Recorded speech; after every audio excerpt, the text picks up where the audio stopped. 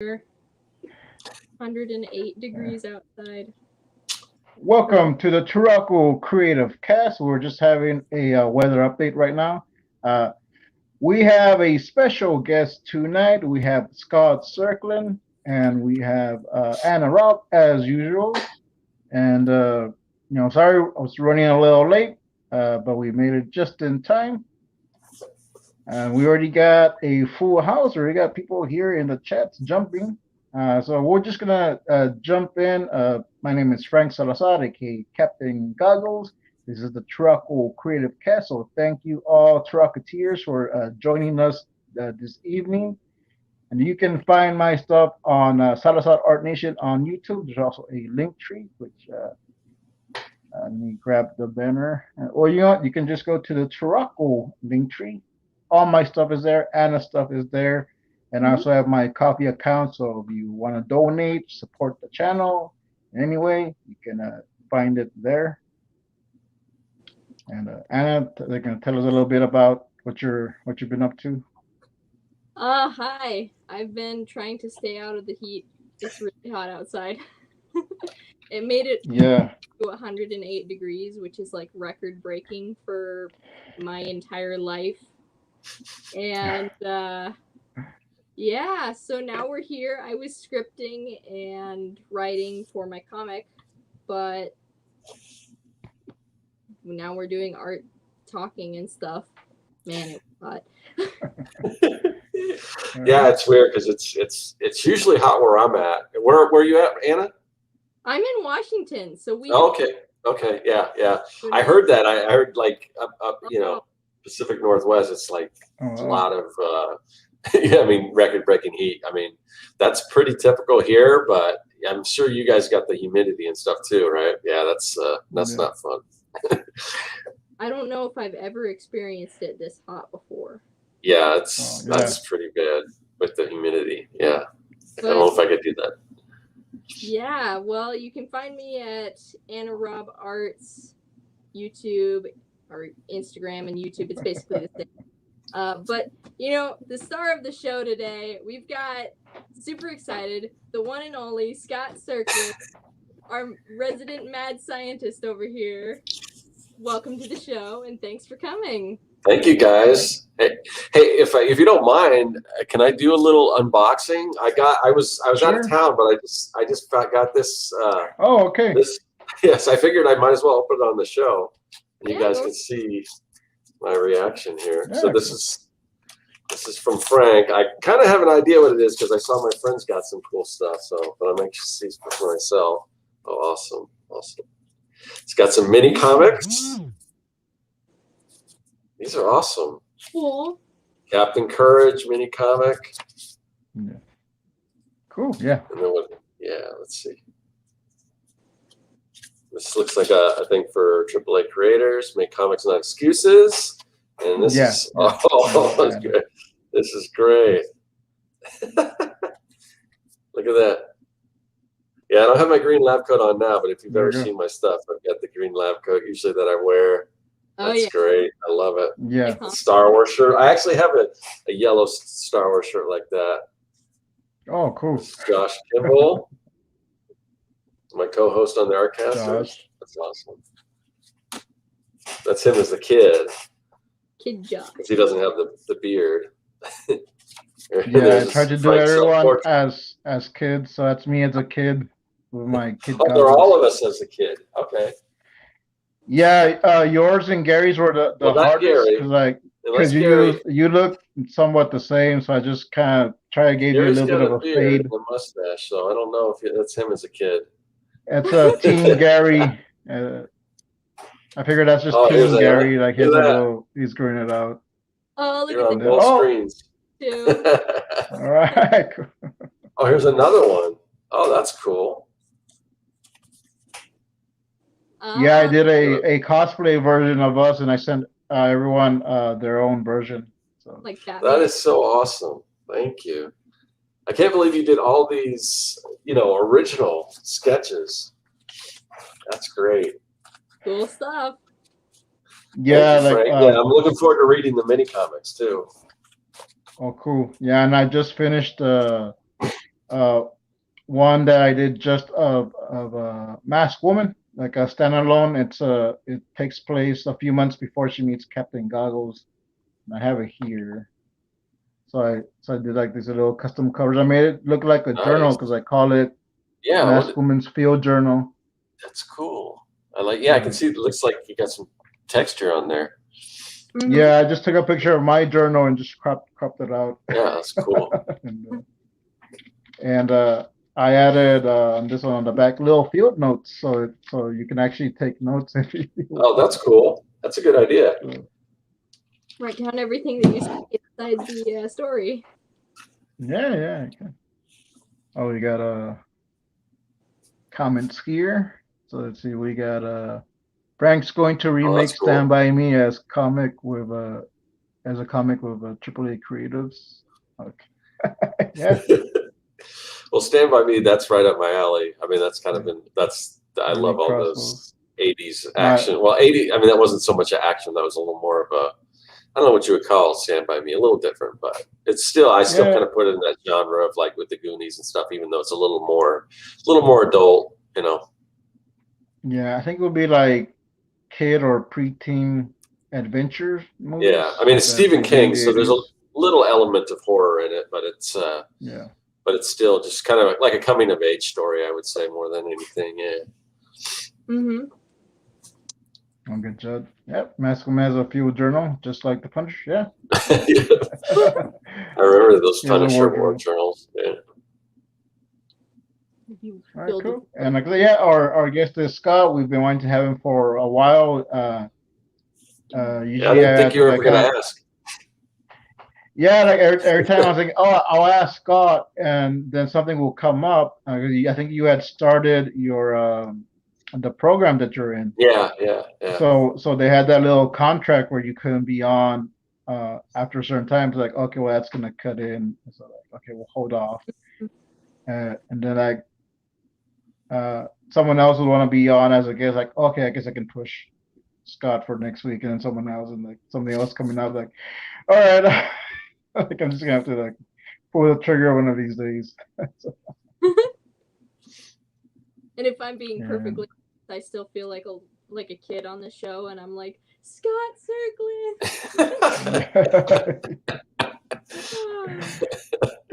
Now you guys are making me blush. So.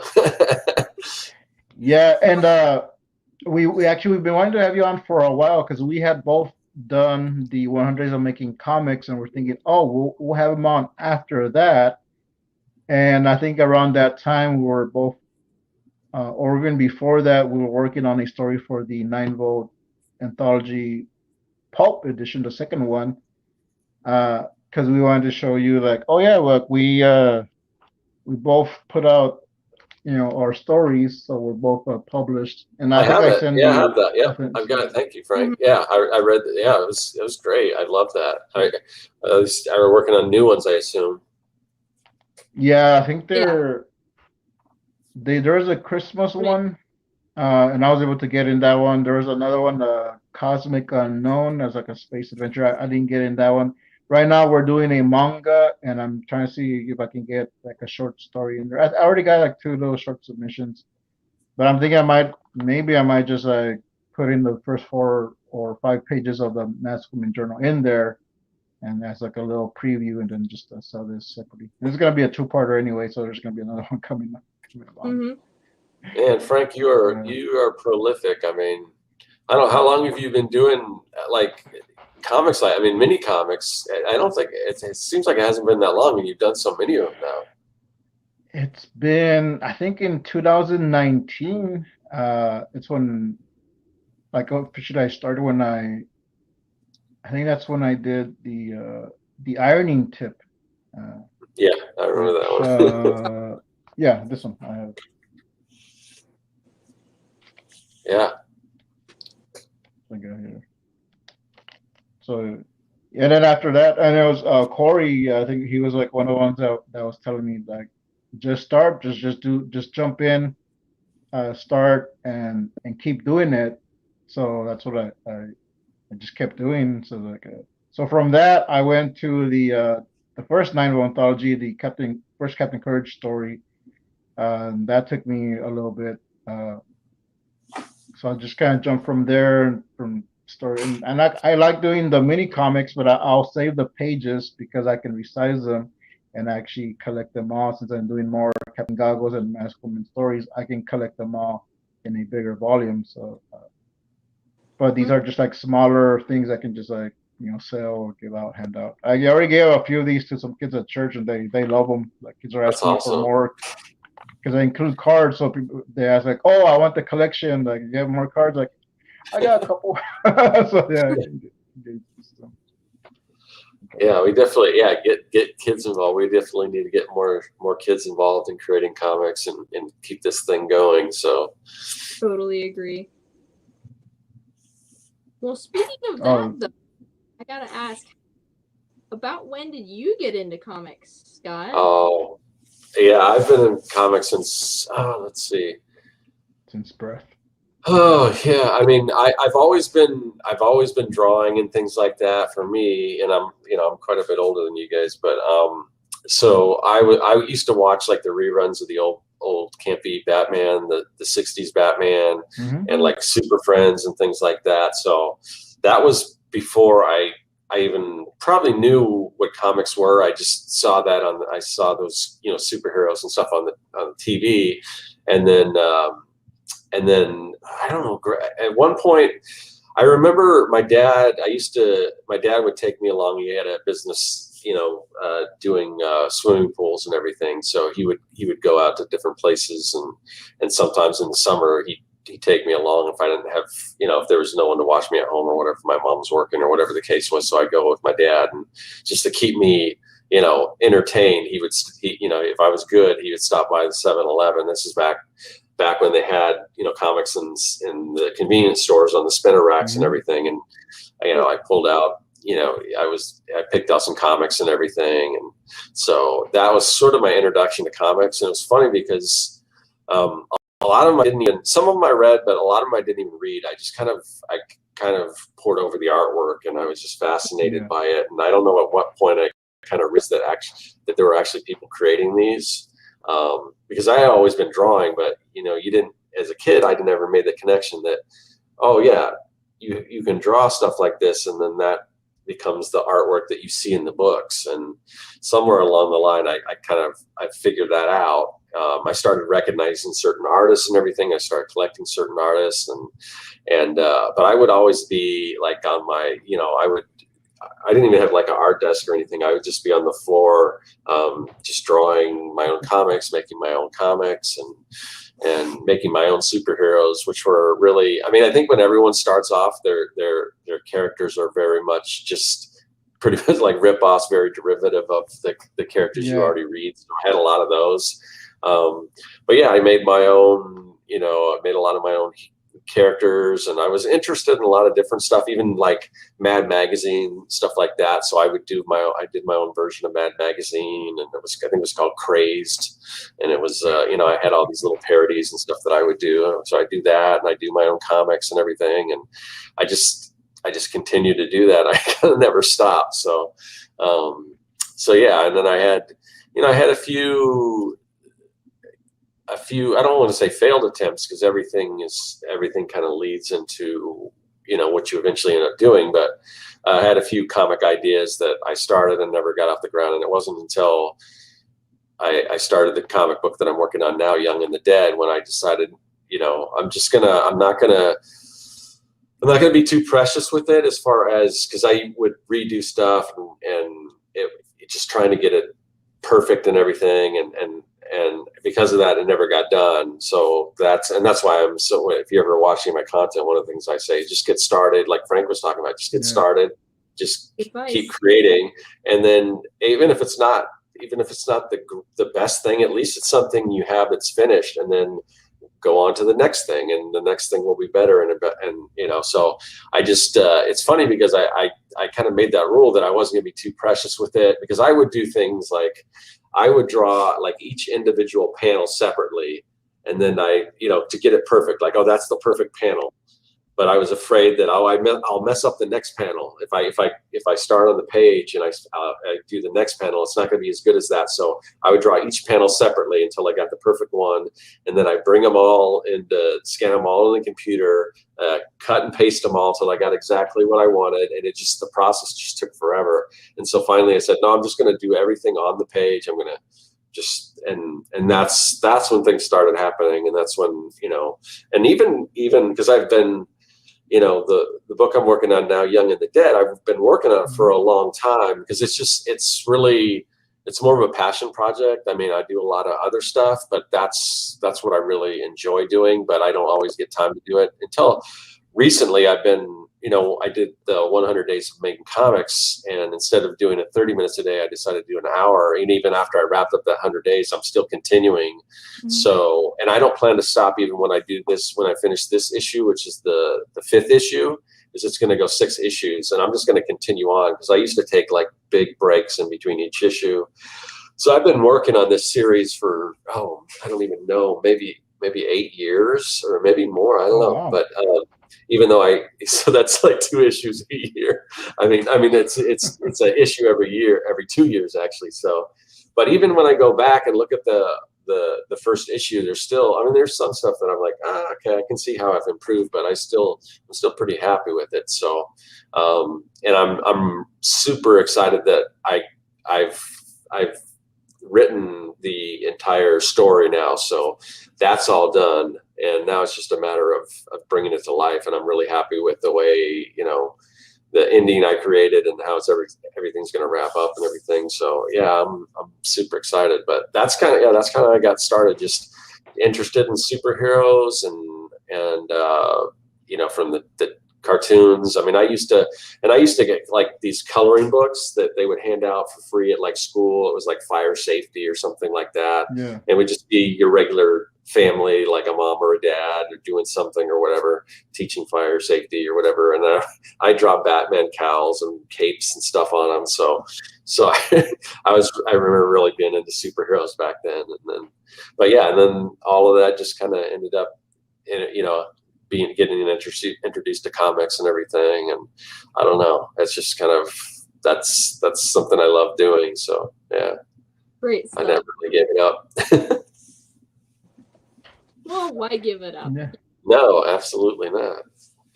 Yeah, that's pretty cool. And I know you did some mini comics also, like to start off with. Yeah, well, actually, Young and the Dead started off as a mini comic. So there was this. Kevin Cross, who started he's the one that created the 100 Days of Making Comics. Before that, he had this thing called the Mini Comics Dump Truck, and basically what it was they got anyone that wanted to participate could. It's kind of like it was kind of like what you guys are doing with the anthology. But it wasn't an anthology. Everyone just created their own mini comic, and at the end, everyone would trade whatever comic you made. You would give it to everyone in the group, and then in return, you would get all the mini comics they made. So it was just really cool, and there were some really, really awesome people in there, like Roger Langridge, who did he did like some of the Muppets comics, and he's an awesome, you know, very well respected cartoonist. He was involved in it. Of course, Kevin, and back then there was. There was a podcast. It was a podcast called. It was great. It was called Art and Story, and some of the artists from there were involved, and just a bunch of really cool people. So and I still got a lot of those mini comics, but it was just so cool getting those back because you got to see the variety, and that's why I love mini comics so much. And it's funny because if you do a YouTube search on mini comics, I think my video, either me or Marshall Lee, one of our videos will probably come up because there's not a whole lot of people doing like stuff on mini comics, but I just love them because they can be anything you want to be. And sometimes I get questions like, oh, well, what size is a mini comic? It's like, whatever size you want. How big is it? Whatever size you want. I mean, what paper? I mean, there's no standard, so you can do anything you want. And just to see the creativity. I mean, I got some that were like super tiny. I got some that were the size of like a standard comic. And then I got some that, you know, that people had cut things out. And I did that too with mine. I had my my first version of it, of Young and the Dead. Like I said, it started as a mini comic, and it was only supposed to be, I think it was only supposed to be 8-page, because that was kind of what they said, do an 8-page comic. And as I got into it, and I remember purposely coming up with the idea of, I had a couple different ideas, and they were both involved zombies, but I'm like, oh, kids versus zombies, that sounds cool. And it doesn't seem that complicated. It's a pretty simple premise. You've got kids fighting zombies. So I'm like, oh, I'll make an 8-page story. And then as I started writing it and kind of coming up with the characters, I'm like, oh, I really like these characters. And it just became this series. It became bigger than what I really expected it to be. Mm-hmm. But yeah, when I first created that, so it ended up being a full like 22-page comic, even though it was a mini comic size. And I went through and so I had all these zombie hands that I cut out. This is before I don't have one now, but eventually if I was going to do this again, I would probably get one of those Cricuts where it cuts it out for you. But I hand cut all the little hands, and the hands folded in and covered the cover. And then I put this caution tape out of paper around it and everything, and just built this really cool thing, because I just wanted it to be like an experience when people opened it. So, and then since then, every issue I put out, I also put out a mini comic version too, and they don't really sell as well as the other issues, because they're a little more pricey, because there's a lot of time that goes into them. So I usually sell them for like $15 or something like that, but as opposed to whatever, $5 or whatever. But really, there's a certain group of people that just love those, and it's fun to make those. So, but I'm all, and like the second issue, I think it had like a trap door that opened, and then what was the third one? I know one has a welder's mask. Yeah, that's right. Yeah, one of the kids like to fight the zombies. He puts on this welder mask, so it's like a welder's mask, and in the little window you can see through it. And then the one I just did was like a video game, and so you're looking through the video game screen. And then I've got an idea. I already have an idea for the one I'm working on now. So yeah, so those are fun to do. Yeah. Yeah, and that's where because I would see those videos you had, like the artist editions, and like, oh, that's cool. And so as I've been doing my minis, and I want to do something that kind of stands out. So this one, since I was calling it the MASKUP Field Journal, I was like, wouldn't it be cool if it actually looked like a journal, and then I'll do the cover, a cardstock. So there's the cover separate, stapled on there. And I have some editions where the paper is resume paper, so it looks like that, like almost like journal paper. Oh, I don't know if you can see it on the screen here. Yeah, it's hard to tell on screen, but it's a yellowish color. Got a little texture going on right there. Do you print them all yourself, or do you take them somewhere to have them printed? I print them at home. Yeah, you could probably even get. I know like Michael's and everything. They've got like textured paper. You might even be able to find something that looks kind of like that texture. And sometimes, like if you look in the scrapbooking area, they've got all kinds of cool like textured paper. Sometimes you have to cut them out, because I think they're like 12 by 12, so you'd have to cut it down to 8.5 by 11. But I've done that before, and I've run that stuff through like my printer and stuff, and there's some really cool things you can do with it. Then it's just looking at different material.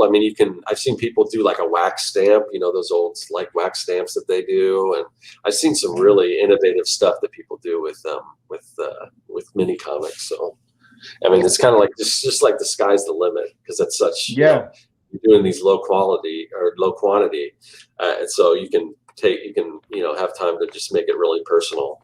Mm-hmm. Oh yeah, for sure. And you mentioned like when you started doing like the comics that you were like focusing on individual panels. I know for me, when I first had the idea, like, I want to make a comic. I was like, I don't know how like the panels are supposed to look. I don't know like how many for what, and so that just like small stuff like that just kind of kept me from jumping in right away. And then like, I think I watched some of your videos and some other ones in March they're like, oh, like it can be like whatever you want.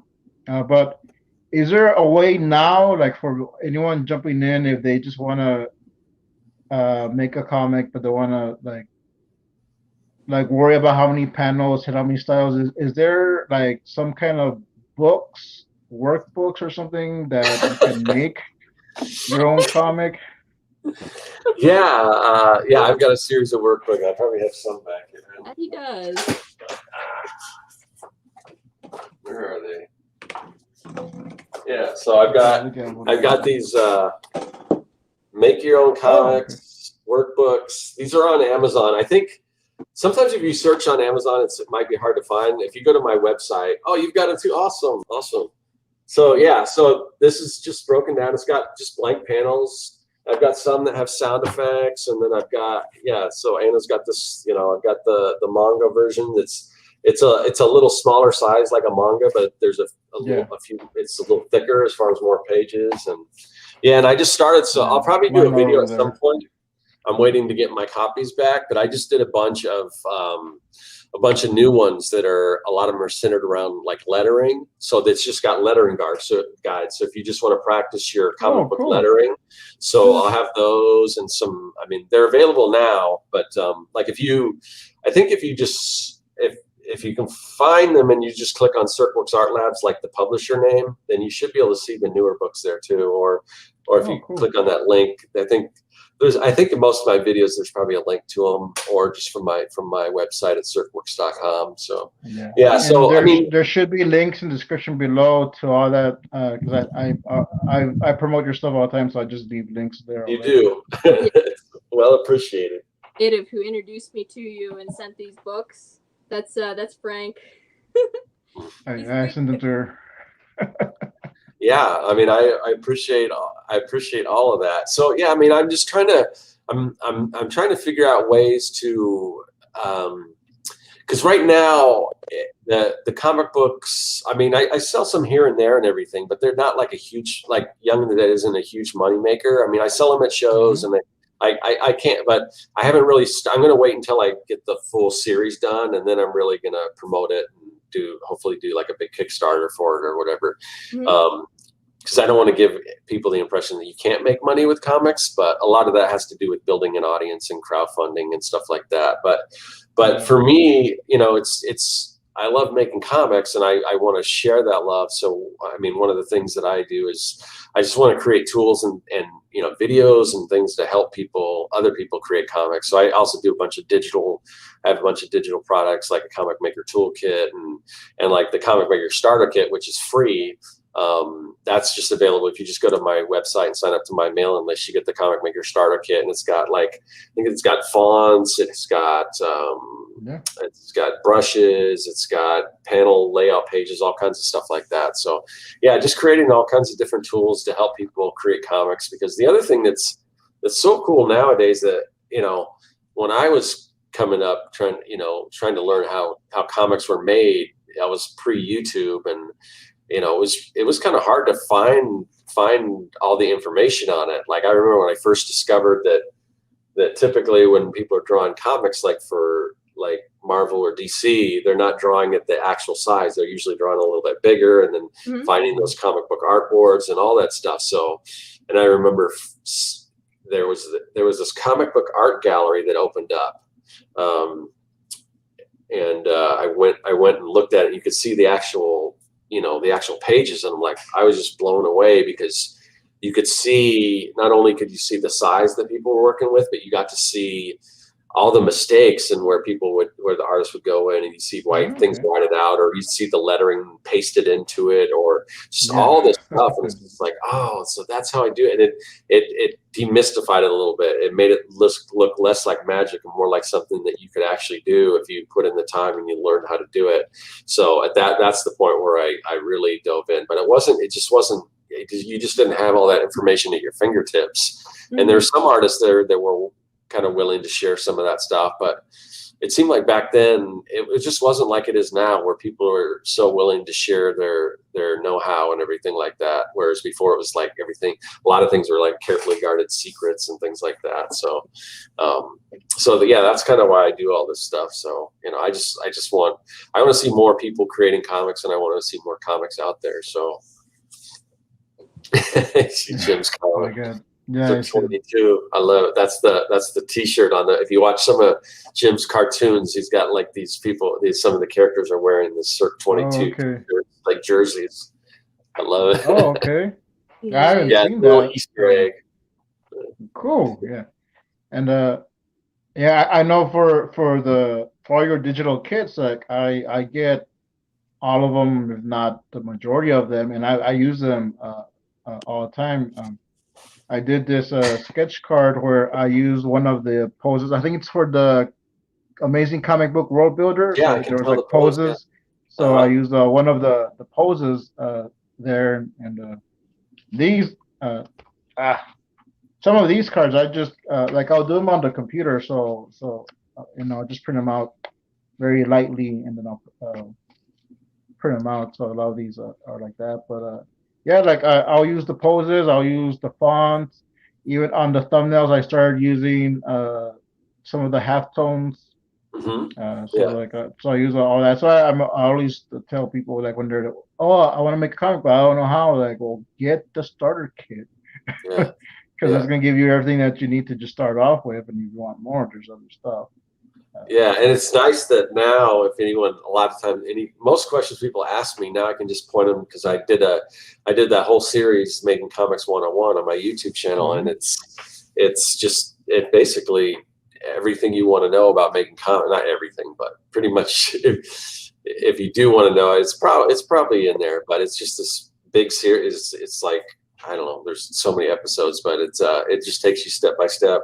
Everything from coming up with your idea all the way to printing and publishing and everything in between. So now it's so easy that I can just, if somebody wants to know about coloring, I can just send them a link to the coloring episode, or somebody wants to know about inking, I can send them a link to the inking episode, or writing, or whatever the case is. So it's just, it's nice to be able to do that. So it's a good way to do it.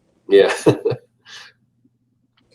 Yeah, and I know that I think one of the first tips that you did was like start mini, so that's something that always got me into, like, I'll just do mini comics for now. And you started doing the live streams for a while. I know those kind of stopped for a bit, but I think those were cool for like extra information, like you could ask like something like right then and there. So like it's the live ones, or when you're doing the. After you did the series, you were doing like some of the live stream making comics. Yeah, I'd like to get back to doing some more of those. Yeah, I'm just trying to figure out. I'm gonna kind of reevaluate my YouTube channel and figure out, because it seems like a lot of the stuff that I've talked about, like I've already talked about it, and sometimes I can revisit it, you know, and kind of give a new spin to it. But right now I'm trying to figure out, well, what's some things that I can do that I haven't really done yet. So I'm not sure exactly where I'll go with that, but okay, it'll be interesting. The newest one you have, the newest product you have, I think it's the master lettering on Procreate. Which that's the one I haven't gone at, because hold off on that, Frank. Hold off on that, because I am going to do a version for Photoshop, and even if you don't have Photoshop, I assume it would work with like GIMP, or like Photopea is like a free it's essentially, it looks exactly like Photoshop, but it's on the browser. I just heard about that. I think Brad Cobo did a video on that. Yes, and I hadn't heard of that. I was like, oh, that's cool. Yeah, I've heard of it. And the cool thing for me, I mean, I have Photoshop, but there'll be times where I'll go to, like, you know, I've got it on my computer here, and I don't bring it everywhere, and I don't have a laptop. So, like, say if I go over to my girlfriend's house or whatever, and I need to do something on Photoshop, that it's nice to know that I could pull up that. The problem with like GIMP or something like that is that I'm so used to Photoshop that anytime you change anything around, it's like, how do I work this? So, so because Photopea is like, and like Brad Fred Corbo was saying on his video, he doesn't realize, he doesn't understand how they didn't get sued. I don't either, but because it's essentially Photoshop. So eventually that will come out for Photoshop. So and Illustrator. So don't get that one yet. Just wait. Okay. I'm hoping to put that out pretty soon, because I mean most of it's already created. The brushes have to be redone, so the Photoshop, and there's a few other things that need to be changed around, but a lot of the work's already done, so I'm hoping to put that out pretty soon. Yeah, but I think some of those assets you have on the comic book world builder, I think like some of the grids. Yeah, there's different. They're all different. They're all brand new. Like nothing is the same on any of those. Like they're they're a little different. There's it's just the way that they're laid out and everything. So yeah, they're everything's different. Nothing.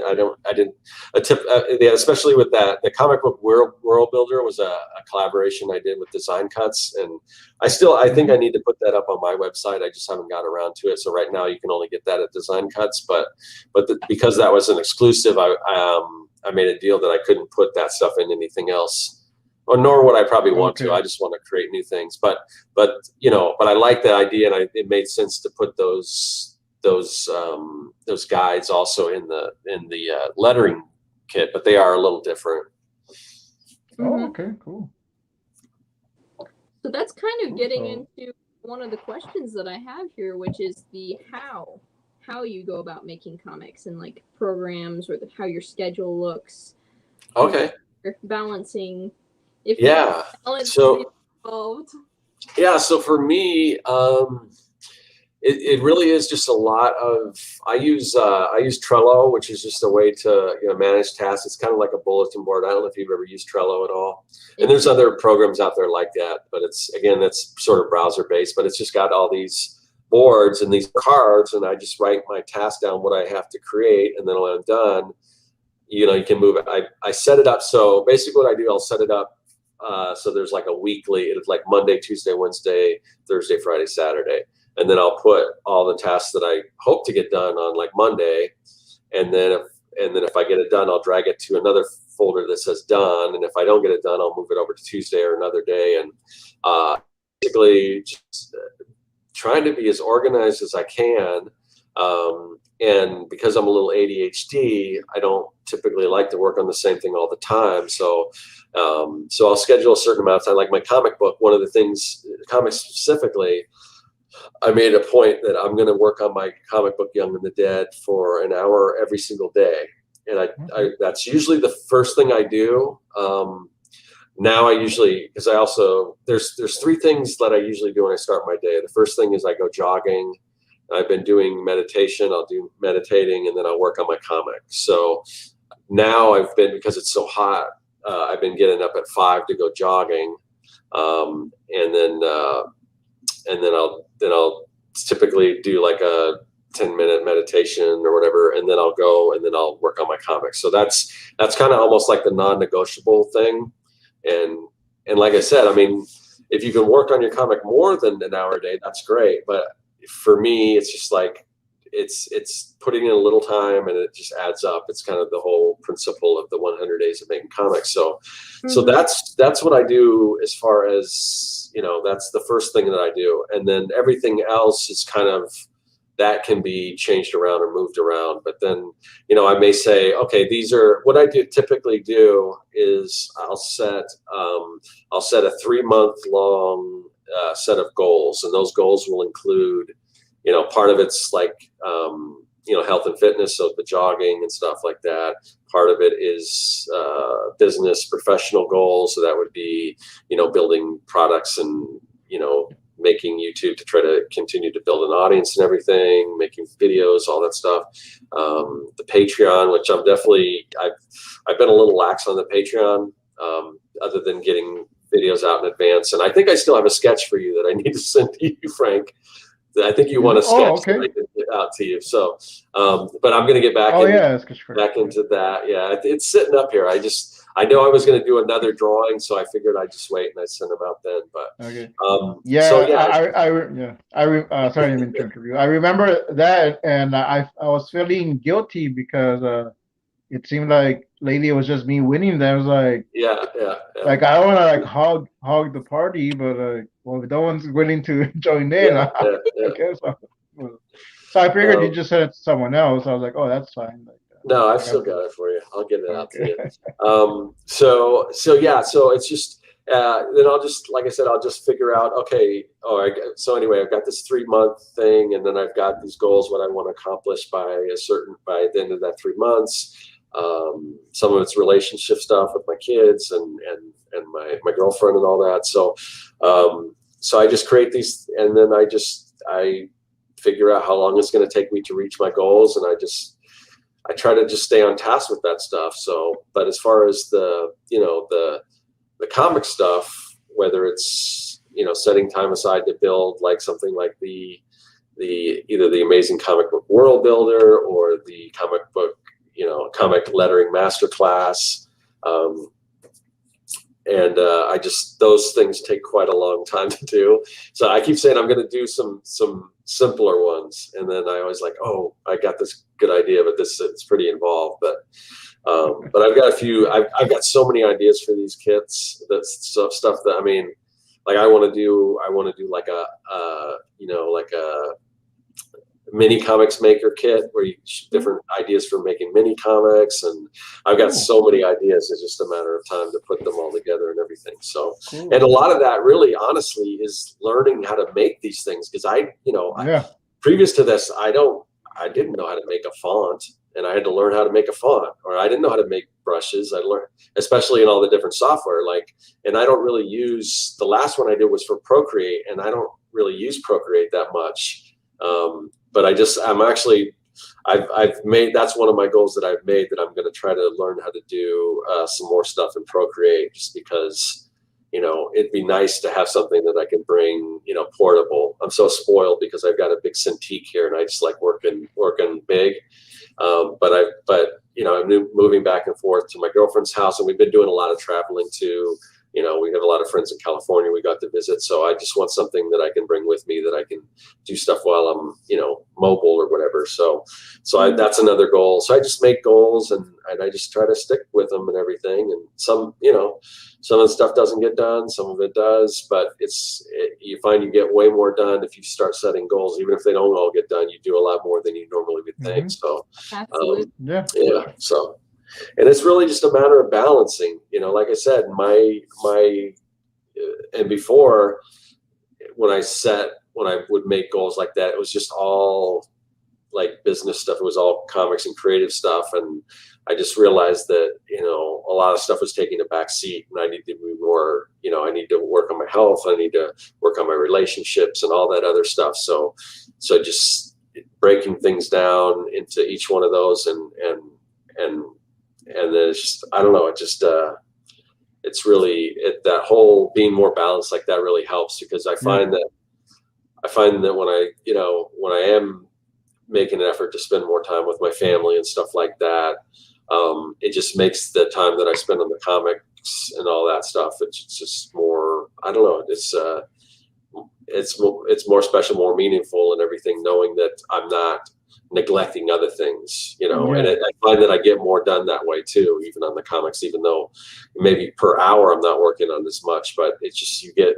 more in kind of a flow state, because you don't have all these other things in your mind, like, oh, I need to do this, or I should have done this. But if, so I don't know if that totally answers your question, but that's kind of, it's really just a lot of organization. It's planning on my day and everything like that, and my different projects, and trying to be diligent about that. So yeah, what I do sometimes with like those type of goals, where like oh, I need to exercise more, but I also have to get some things done.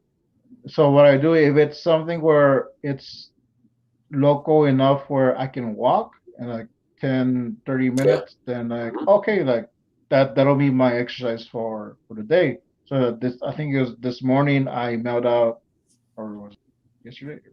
Well, it was this morning. I mailed out a letter. So like, okay, well, that's like 10-15 minutes to the post office walking, and then back. Okay, I got my morning exercise for the day. I got something done. I mailed that off. I mailed out a mini comic. So like, okay, that's done.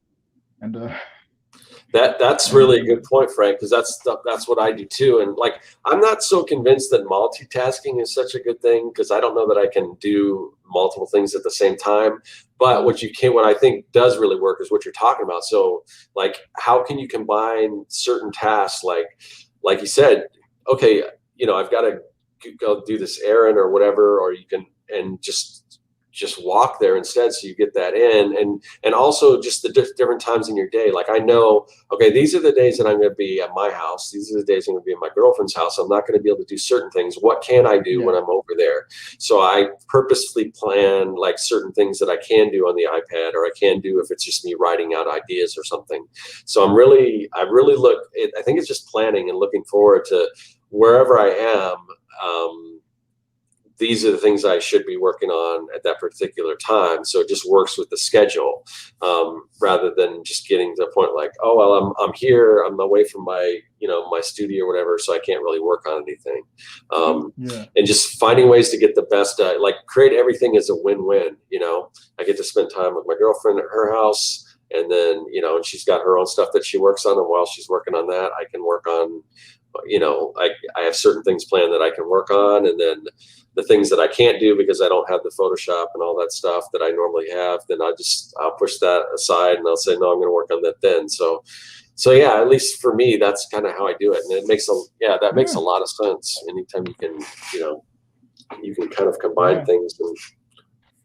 And also, I'm going to start selling these on Etsy. That's something I want to do. I think for now, I'll just like push them on my like Ko-fi. So, you want to get one, like donate and send me orders. But what's cool about this one, you can read a nice little story, and then, hey, I got to make notes, or I need to get some drawing in. So there's notes in the back.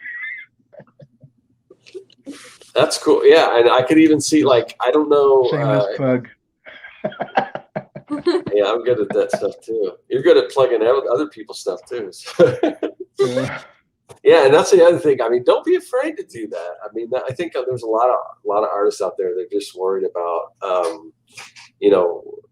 there's no shame in, like, you created something, and if somebody doesn't want it, they don't want it. But bring it to their attention and let them know. I mean, you'd be surprised what kind of support you can get on stuff like that. Yeah. Give them at least the choice. Yeah. Yeah. Yeah, and that was something, I was having a similar conversation just recently. I think it was like a day or a couple of days ago with someone in the AAA creators, where I was acknowledging that like I'll promote people, but sometimes like for myself, I don't promote myself that much, because I'm thinking like, well, I don't know if I'm providing enough value. Until more recently, that I was like, well, yeah, like I am providing value. Yeah. And well, that's the thing, Frank. Like, and you do provide. I mean, you're always. I mean, we joke about. Sorry, my phone's just going off. I forgot to turn it on. I can't go so fast. Okay, so, but usually, we've even joked about it, that you're always on the streams and you're always there promoting people's stuff. So, and I think that's really the key.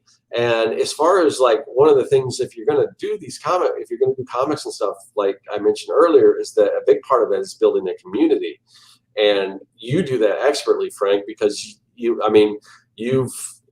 kind of just introduced yourself to each of us, and now we each know you. You've supported us, so we want to support you back, and that's how you do it. I mean, that's how, because you're kind of someone who's, I think, a little early in their art career and everything, and what you're doing, getting started and everything, but you've managed to build something that a lot of people that may have been doing this for a lot longer haven't, because of the the community building you do. And that's just as important as the artwork itself, building that community and everything. And just there's a comment, Frank is the cornerstone. Yeah, I mean, it's true. I mean, everyone, I mean, and that's another thing, like when I say don't be afraid to promote your stuff,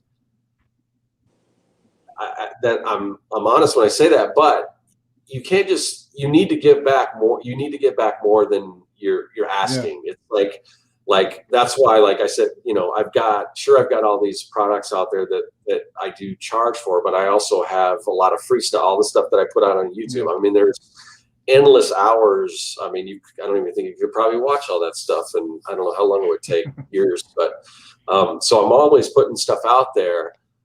And even like with the comic starter kit, it's free. You can go to my website. It's free to download. It's good stuff. It's not, I mean, I'm putting good stuff out there. So that's why I don't really feel too bad if I you know, if I put something out there and say, hey, you know, if you like this, you can pick it up. This is what it costs or whatever. Because I know I put so much stuff out there for free, and you do that so much. And it's not, I mean, as well, just the support that you give, and you know, just showing up to all the live streams, offering your support, helping other people promote their stuff. I mean, that's the kind of, I mean, if I was going to give an example of the perfect, you know, community member, of somebody who's really good at community, I would say you, Frank. I mean, you're doing it perfect. I mean, I look up to you as, I mean, I need to get better at building my own community, and that's one of the things moving forward that I'm going to start doing. I've been so the CEO of Design Cuts. He's kind of Tom Ross. He's kind of known as the community guy. And I think if you go to, I think his website is tomross.co. And he's got another, like, we're talking about value. He's just put out a book on how to build community. You should probably check it out, because you're doing a lot of that stuff already, Frank. But cool. And it's free. You just go there, sign up for his mailing list, and you get this book. I've only made it through about the first, you know, quarter of the book so far, and it's just like, it's awesome information. But so I'm reading that, and that's something that what's his site where we can get that? Or it's tomross.co, and that's what he's kind of known for. And he's on all the social, you know, he's on like Instagram and stuff, and he puts out a lot of this information like in Instagram, you know, carousels and stuff like that too. But he's just really, and he's got some podcasts, but he's just really good at like building community, and that's why I love partnering up with them. And I mean, he's like one of the, I mean, I've worked with a lot of people over the years, and he's like one of the best. I mean, I get, like, when Christmas rolls around, I get like, he'll send me like chocolates and stuff, and he sends just things like that. I mean, it's just, and they're really, I mean, anytime you connect with anyone over there at Design Cuts, I mean, everyone's just so pleasant, and just like, it's just, they're all super, I mean, he just knows how to do this. So that's one of the things that moving forward, I need to do a little better, because like with my videos, it's like, you know, sometimes I complain about the algorithm and all that, but I know there's more that I can be doing myself, because, you know, I've got a certain number of subscribers, but I don't really get the amount of views that you would think somebody with as many subscribers as I typically get. And, you know, I also respond to all my comments, and I thought, you know, well, I'm responding to all my comments, but I don't get a ton of comments. So why is that? So I'm going to dive a little deeper into why that might be, and what I can do to get back. And maybe it's just, I need to be a little more proactive about, you know, reaching out to my audience and things like that, and kind of use kind of some of the stuff that you do as an example, Frank. Yeah. That is something that I've seen on other videos, where like people are like engaging. So that's something I have to start doing, like, hey, leave a comment. And sometimes I'll just ask a question like, oh, what do you think? Or do you have any ideas? And I have people doing that, like leaving comments and asking questions. It's been slow, but it's been like kind of getting the ball rolling. Well, and that's the thing when I'm reading, is that it is slow. And that's why a lot of people give up, because I mean, especially with comics, I mean, it's something I think if you don't really have a passion for it, you're just going to burn out quick, because it doesn't typically come that easy. It takes a long time, because with comics, it's not like, I mean, when you do comics, you pretty much have to learn how to draw just about everything. And it's hard to learn.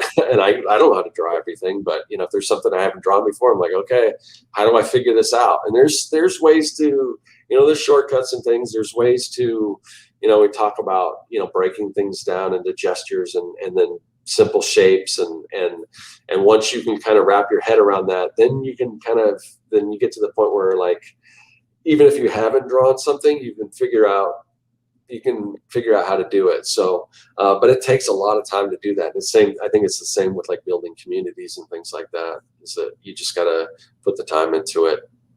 Yeah. Mm-hmm. We got a couple of comments addressing that for Anna.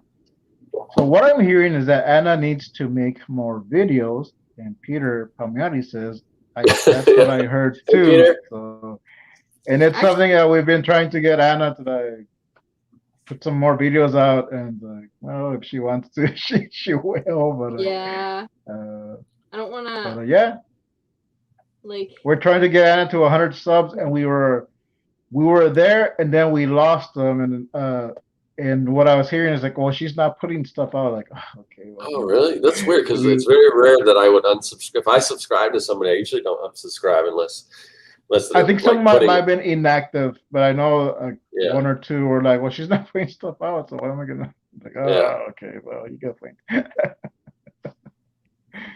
Actually, I did just get a webcam. So a while back, we did a live stream, and I was 3D modeling, but I logged in using 2 StreamYard accounts on 2 different computers so that I could live stream with the 3D model. But now I've got a webcam so that I can do it from one computer. So that was cool. That was wow. That sounds pretty innovative. And what StreamYard just started doing for mobile is I can screen share other people's stuff. I just can't screen share my stuff because I'm on the phone. So like if you want to screen share, like, oh, we can do that. So now it's a little bit more professional instead of just like turning like, okay, here's the stuff. Yeah. I'm waiting to the one thing I want StreamYard to come up with, and I know Corey and Josh and I've asked for this feature for a long time, and it doesn't seem like they're giving it to it. But back when everyone used to use Google Hangouts, we could do something like this where we've got the 3 screens, but we could screen share on each one of our screens too. And now you can only screen share, I think, one thing at a time. So, because it would be great if we could just have everyone's drawing, the only way really to do that, I mean, you could, if you're drawing traditionally, you could do it because you could just point your webcam and do that. But as far as screen sharing, you can only screen share one thing at a time. So I'm hoping someday because I have a cool idea for a show that I want to do, but it requires more than one screen share at a time. So hopefully StreamYard will come up with that feature. I mean, be nice. Yeah. Oh, we got more stuff about Anna. Anna's #1. Anna's stuff is fun to watch. It's fun to watch. Oh, hashtag. The stuff is fun. Okay. Indeed. That stuff is fast. Oh, we got a question here. What do you think about next generation Windows 11? Oh, okay. I know nothing about that. I don't know. I don't even know what version of Windows I have. I am on a PC, so I'm not sure what everything with this. Windows you have. Is that something I need to worry about, Peter? Is that going to be like a major change that I'm like, sometimes I make these changes. I'm like, oh man, how do I work this now? Oh, before we came on, I was asking Anna and my mod, Shy Guy or Dell, like, oh, if you guys have any questions, and Shy Guy brought up one question, and like I was waiting for him to say it, but like I'll just say it. So like your lab coat, like where did you get the idea to do that, and were you inspired by Beekman's World? Yeah, there's a couple different things. So Beekman's World was one. If anyone's not familiar with Beekman's World, I'm sure you could find it on. I'm sure there's probably some episodes or whatever on YouTube. But so he was kind of the mad scientist guy that talked about science and everything, and he had a green lab coat. And then another one is Mystery Science Theater.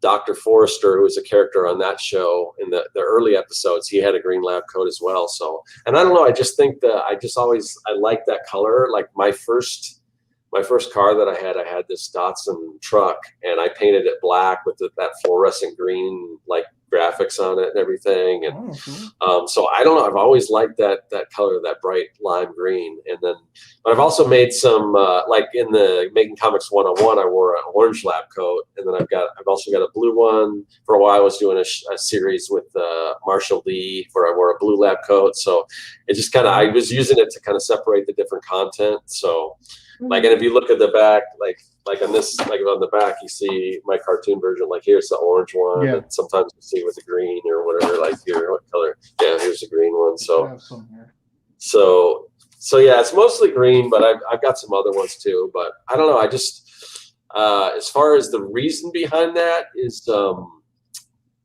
in the beginning of my videos, I always say I like to do robots, aliens, zombies, and other imminent threats to humanity. So, I was trying to figure out how to create a brand out of the stuff that I like to do. And I knew, I mean, I like to draw robots, and I like to draw, you know, monsters and aliens and you know, robots and all that stuff.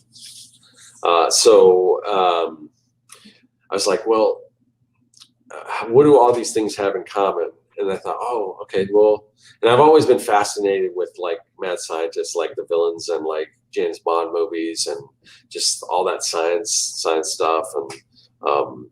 And a lot of the stuff that I've done beforehand had probably a mad scientist as a villain or something like that. So I thought, wouldn't it be cool if I create this world where it's this sort of this clandestine like underground lair where they're, you know, where they're designing robots, and then they're using alien DNA to create experiments, and then, you know, there might be a zombie outbreak or whatever. So take all those things that I love and wrap it around in one thing. So that was kind of the birth of the whole underground lair and that type of thing. So and I like the idea. I just like the idea of, you know, the art lab where, you know, you're just kind of, because a lot of art is just experimenting, you know, trying different things out and everything. So so that's how that all came to be. And I just like it. It feels, I mean, obviously you guys, you know, you got Masked Woman, Captain Goggles. So, I mean, it's kind of nice just to, you know, do something just, I mean, I like to be authentic and be who I am, which I do on my videos. But if you add that little extra, it just allows you to be just it's anytime, because I know because I've always been an introvert, but I remember like anytime I was like, I would do Halloween or like, and I do like, I pick a character and I do make the costume and I do the voice and everything. And it allowed me to kind of step outside myself and be a little more comfortable, because I wasn't too worried about what people think about me, because I'm not me, I'm some character. So if I can inject a little bit of this other character, it just makes it I don't know, it just makes it easier to do. So that's part of it too, you know. Plus it's just fun, you know, it's fun to like, you know, put on like a little bit of a costume and create like a cool set that looks a little different, and I'll do all that stuff. So. And hey, if people see that you're having fun while you're doing it, that creates this positive atmosphere that people are going to be drawn to.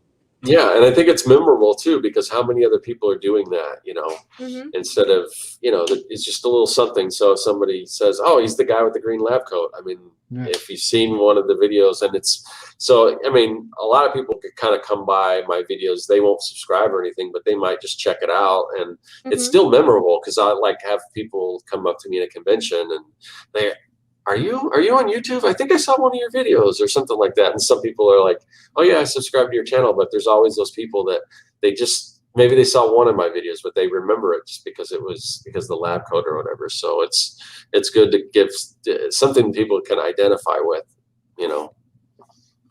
Right. Well, you're wholesome. Yeah, I know for, sorry, Anna, I'll let you, you know, go ahead, Anna. Oh, I was just gonna say it's a neat setup that you've got. I was gonna ask what kind of work went into putting the props together to create the environment that you have in your backgrounds. Yeah, Frank might know. If he's a subscriber to my Patreon. I actually, on my Patreon, I kind of go behind the scenes and I show what it all looks like, and I kind of take, because actually the set is just in a little like walk-in closet that I built. At some point, I think I might want to try to expand it into another room and do something a little different, a little bigger and everything. But so I used to, way back in the day, I created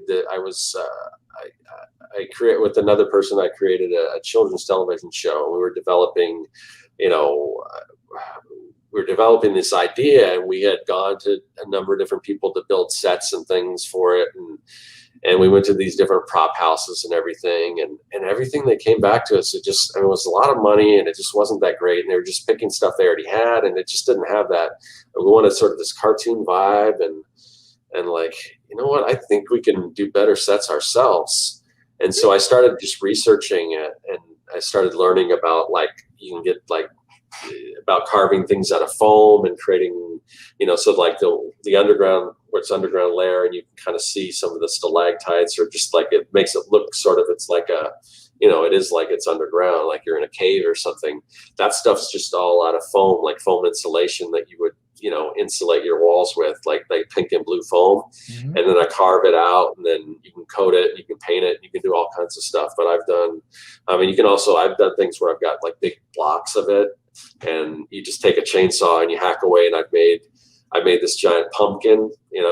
I've got pictures of my kids when they were little sitting on this giant pumpkin that they used for a commercial for the Arizona State Fair. And then they commissioned me to do these other giant vegetables and stuff. So yeah, I just learned how to do that, just because, I just thought I could do it better. And so I took a lot of that, what I learned from doing that for that children's show that I was working on. And that's kind of how I created the underground layer. And some of it is, some of the pieces were, originally when I started doing comic conventions, I would have a setup like that too, where I would have, I'd have all these weird pipes and things, because I wanted to be very kind of Willy Wonka, Nickelodeon, like 90s Nickelodeon-esque looking. So some of those I eventually changed the look of that the setup that I had for comic conventions, and I took a lot of that stuff, like the Vaculux, which is my little vacuum tube thing. A lot of that were some of the pipes that were from the comic book setup, or the comic convention setup. And so yeah, I don't know. I like to find like different things. Like I'll go into Home Depot, and I'm looking for certain things, like, what can I build out of, what can I make out of this? And it's funny because the people there, they'll ask me like, can I help you with something? And I'm like, I don't know. And like, I don't know if I can explain it until I see it. Yeah. I'm just like, I'm looking for something, and then you try to, like, they'll ask what you're doing, and you're like, oh yeah, I don't know what that is. So it's not your typical project. It's like just figuring out what materials you can turn something into. So I'm trying to build a secret layer. Do you have anything I can do? My church does every year. They do a play or something for like Christmas, or I think Easter, and throughout the years they just build their own props. So there's stuff that they'll make from scratch, like foam from different stuff. Like if you go there, see some of the old stuff, like, wow, like this looks like professionally made, but like it's just stuff like they just did. Not years, but like, months every night working on something at a time and trying to figure out, okay, what's gonna look best. So like it's stuff you can, like, anyone can pick up, and it looks pretty cool. And I joked around it, saying like, I'm gonna take some of your props, because like one year they were doing Toy Story and they had like giant crayons. It was just giant pipes. They just painted like markers and crayons. Like, I'm gonna take those props because I have an art channel. It's cool. But I didn't take it. Nice. I was a duct tape person back in the day, high school. Yeah, you can do a lot. Now they've got duct tape with designs and stuff on it. And... Yeah. Well, I use I use a masking tape for my glasses right now because they broke. So. We've reached the hour. If anyone has any questions, or we got some comments. Like Peter said this earlier, I had a green room painted all 4 walls and ceiling. You could see the room at night from the outside. And is that like a green screen room or just that's what I was wondering, because I know some people have done that. I can't do that because I live in an apartment where I pay rent, so they're not gonna let me. You just really like. And Judd was saying, he was talking about your channel, it's a visual draw. Oh, thanks, and Judd.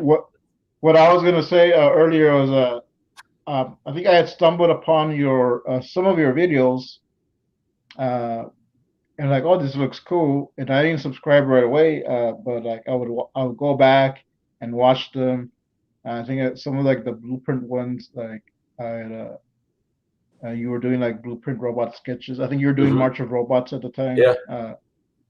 And I commented, one thing that I noticed, like you commented, like you replied back, so like, oh, like okay, so that made me kind of want to come back, and then I subscribed, and like, well, I think I watched some of other videos.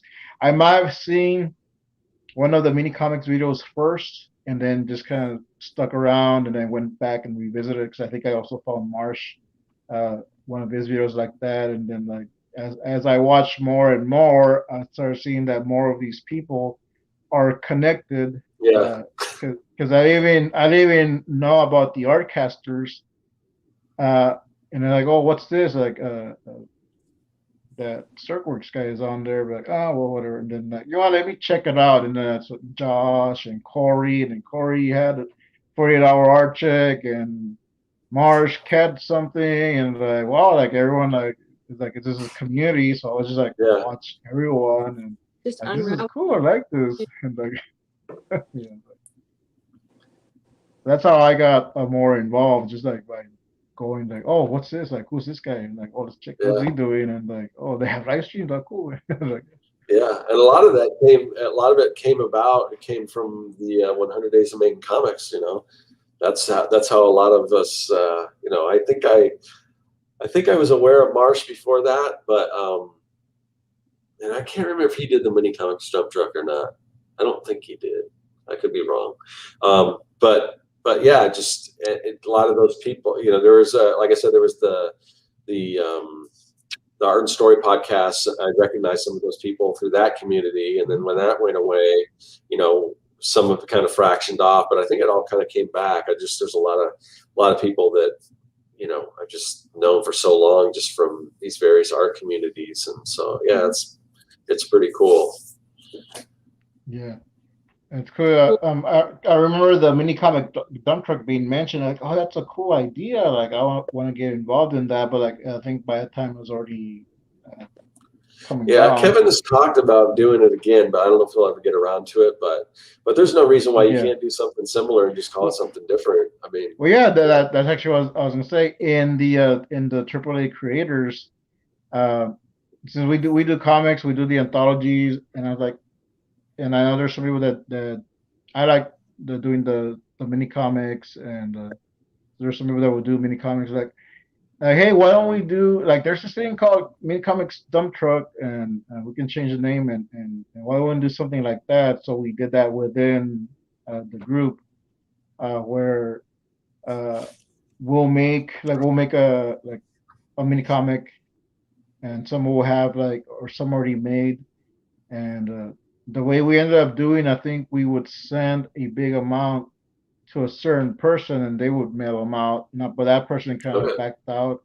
So like, well, I mean, I'll take it over. So right now we're working on that. But that's a big reason that I've been doing more and more mini comics, because like, oh, let me make a story for that. Have something ready. Like, oh, you know what? I can continue the story, or you know what? I can do more of this. So like, I have like an archive of comics in here.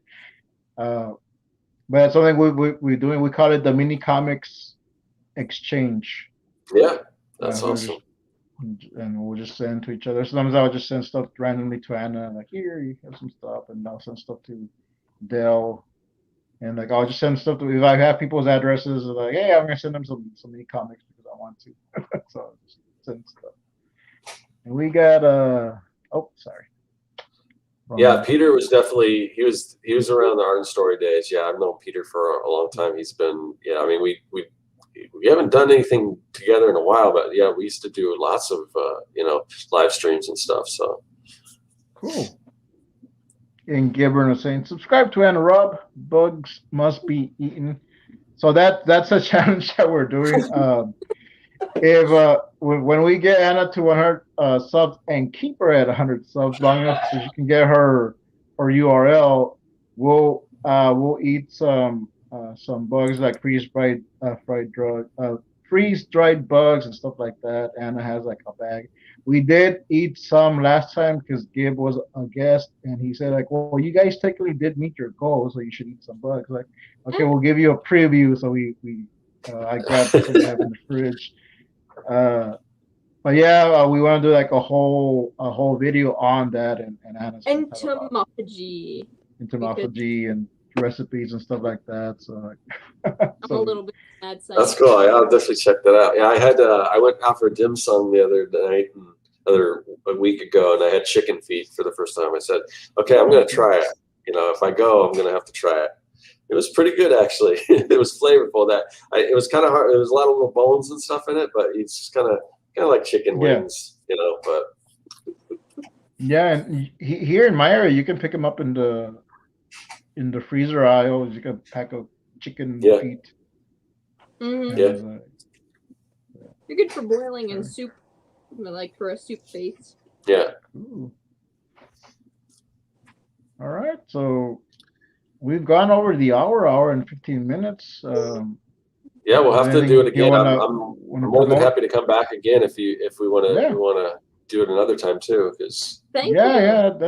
Yeah, yes. Next time we'll let you pick a topic. I know this time it's just kind of introducing you to those. Oh yeah, sure. I don't know you, but yeah. That's one thing. When we already have someone on, we'll have them on again, and like they can come on anytime. And Peter Palmiati was like, "Hey, put me on." Sure, yeah, you can be on this Monday. I think that's one of the reasons, one of the times that I think I'll have Scott on, and then Peter messaged me like, okay, I'll have Scott on the next week. But yeah, like you can just like say, hey, I want to come on, or you want to talk about some random topic or whatever. You have open invite. All right, so we'll sign off. Anna, if you want to start us off, tell us where we can find you. All right, start us off. That makes it sound like it's the beginning of the episode. Well, start off ending us. Hi, welcome to the show.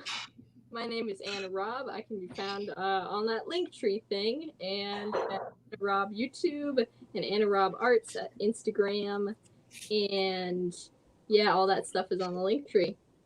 And then Captain Goggles has the power over the banners, but you can find him on his Linktree as well.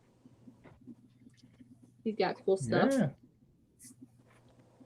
And if you want to support the show, donate, whatever. If you want to get one of these MASKUP journals, just send me a message, and you can just put in an amount on Ko-fi, and then send me your address, and I will send you one of these. I have a certain amount of copies. I am going to make a few more, but I will send you one. Just so reach out to me. Cool. And Scott, where can we find your stuff?